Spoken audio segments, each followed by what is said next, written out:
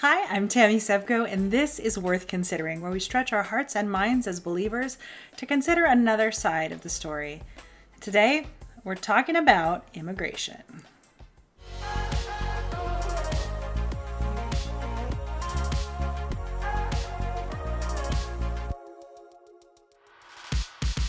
All right, so I want to hit two facets about immigration before we get this video done today. And the reality is, this one's a hard one for me to hit on because there are so many pieces and I know I can't do it justice. But I want to hit on two specific areas today. One, news media. And two, our moral obligation as Christians. That's it. There's a lot more to it, but this is what we're talking about today. I want to start with news media.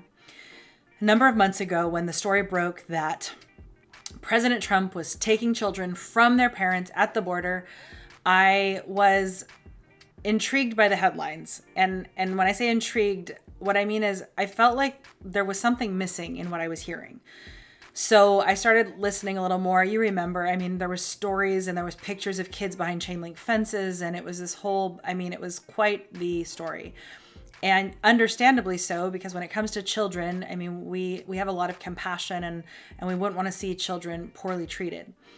So I couldn't figure out, so what happened? Why did this suddenly happen? Was there an increase of child trafficking? Was there nothing? It was being reported as though President Trump had a harebrained scheme one day and just decided to do this. So I started looking at some more of the conservative news media and what they were saying. And then I started hearing this another side, which was that this policy has been in place since the Clinton administration. So this actually was not a new policy at all. It's been around, and the pictures that were going viral were actually pictures from a number of years ago, most of them from the Clinton administration and even earlier, or earlier than Trump's administration. Almost none of the pictures were, in fact, as far as I know, none of the pictures that were going around were actually recent pictures. So that brings this whole other side of it. And I was like, okay, well, that's weird, but still, then why is everybody freaking out? Like, if this has been happening for years and I still couldn't find the information. So I started digging a little bit more. Now I'll tell you, the natural part of me just wanted to shut down and be like, whatever, I don't trust anyone. And I kind of came to that anyway, but I dug a little bit more. And what I found was, okay, so what had happened was during the Obama administration, there was sort of a procedure change, not a policy change. The policy was never changed because the policy that had been created was created during Bill Clinton's administration to take children away from their parents for a few reasons. One, as illegals, they're coming in and they're immediately criminals because they're coming in illegally. They're not going through immigration to come into the country. They're sneaking into the country. So two, therefore, they often don't have papers. So there's no proof that child is actually their child. And three, there is a lot of human trafficking going on. And so presuming that kids belong with those adults, something that they weren't doing anymore. At the time, it seemed like a completely logical and reasonable thing. Some people still say it is logical and reasonable. Others don't. I'm not going into that right now. But what I did realize is that I was still trying to find the information. Like, why was this becoming such a hullabaloo? And what I finally found, and looking at stuff online and tracking down different articles, was that because Obama had started to change the procedure, which was that even though the policy was still there, the border was, and I say Obama and Trump, but the truth is, who knows who's the one actually doing this? I highly doubt every decision is going through the top person in command. But during that presidential administration, they said, don't do it, even though it's the policy. So it was basically became normal not to take kids from their parents during that time. Now, I don't know how long into his presidency. I don't know for how many years. I'm not giving you all that right now. You can look up the information for yourself. But what I found out was basically President Trump's administration is saying, go back to what the policy says, go back to the procedure matching the policy, which for me in a normal setting, I would say that's how you want things to be done. You want to change policy if you want the procedure to change. You don't just start doing things differently. So that's what all happened there. And here's what I came to the conclusion of. I don't trust the news media. Any of it. I just don't. Because what I found was everybody had an agenda. Everybody was giving part of the story. And nobody was giving the whole story. And nobody was giving the whole story in a way that was truly fair. It was like, Crazy President Trump, terrible Democrats. Like, that's the only story I was getting. Not like, here's what happened, here's how it progressed. I believe the news media was meant to originally, back in the day, do that, like give us the whole story and let us figure out how we feel about it.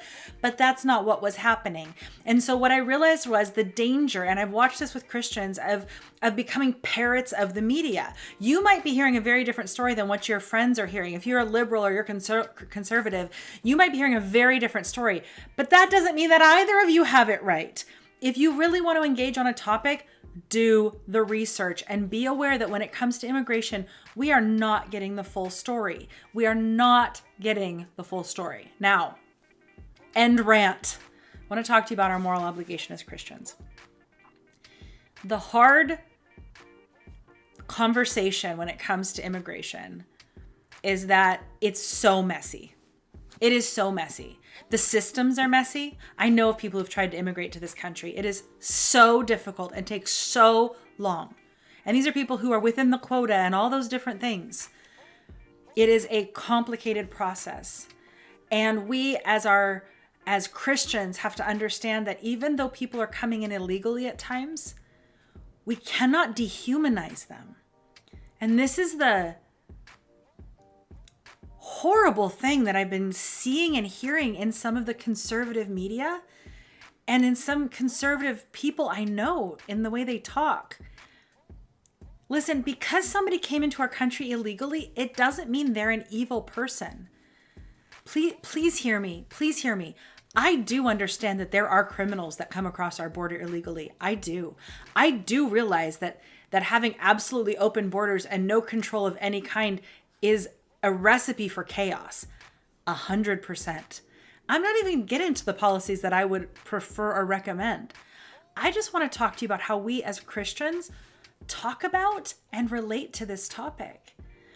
Because the way the media has begun to stir up this danger of all these illegal immigrants coming in, all these people coming in and the dangers they're bringing, becomes this fear mongering that creates a feeling like every person who's coming across the border is a bad person and they're coming in illegally and they're bad people.